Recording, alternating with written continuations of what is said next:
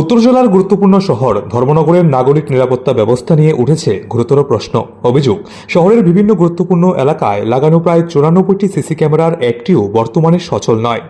গত 1 থেকে 2 মাস ধরে পুরো নজরদারি ব্যবস্থা অচল হয়ে থাকায় শহরের ধারাবাহিক চুরির ঘটনা উদ্বেগ বাড়ছে সাধারণ মানুষের মধ্যে। শহরের গুরুত্বপূর্ণ মোড়, বাজার, সরকারি দপ্তর, জেলা হাসপাতাল সহ বিভিন্ন জনবহুল এলাকায় অপরাধ নিয়ন্ত্রণ ও আইন শৃঙ্খলা জোরদারের উদ্দেশ্যে এই সিসি ক্যামেরাগুলি স্থাপন করা হয়েছিল।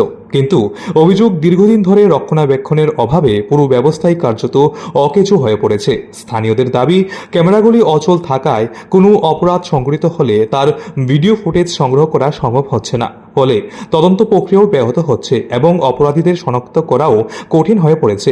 একদিকে শহরের একের পর এক চুরির ঘটনায় আতঙ্ক আরও বেড়েছে। অভিযোগ উঠেছে, পুরো প্রশাসনের তরফে এখনো পর্যন্ত কার্যকর কোনো পদক্ষেপ নেওয়া হয়নি। এই বিষয়ে সংশ্লিষ্ট কর্তৃপক্ষের বক্তব্য জানার চেষ্টা করা হলেও প্রতিবেদন লেখা পর্যন্ত কোনো আনুষ্ঠানিক প্রতিক্রিয়া পাওয়া যায়নি।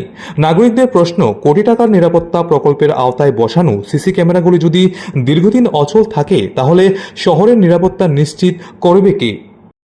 সিসিটিভি আছে ধর্মনগরে। 94টা কিসের আন্ডারে আছে? এটা ধর্মনগর মিউনিসিপ্যাল আন্ডারে আছে। আচ্ছা, তো ওয়ার্কিং কয়টা? ওয়ার্কিং বর্তমানে টোটালি বন্ধ আছে সব 94টা বন্ধ? এই বর্তমানে বন্ধ আছে। কী কারণে বন্ধটা?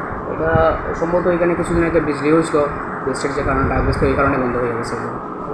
এটা তো আমি অনেকবার জানাইছি অফিসাররা এসে, তো কেউ ওয়ার্ক করছে না। এটা তো এখন কারণ ধর্মনগরে দেখা যাচ্ছে যে চুরি ছিনতাই প্রচুর বাড়তেছে, আর সিসিটিভি লাগানো থাকা সত্ত্বেও নগর পঞ্চায়েতে দেখা যাচ্ছে সিসিটিভি একটাও ওয়ার্কিং নাই। কতদিন ধরে বন্ধ এটা? প্রায় ধরুন 1 মাসের উপরে হবে। আপনার নামটা? চিত্তাস। আনন্দ আর ভালোবাসার দীপ্তিতে গড়া সমুজ্জ্বল পরমা, ঠিক তোমারই মতো।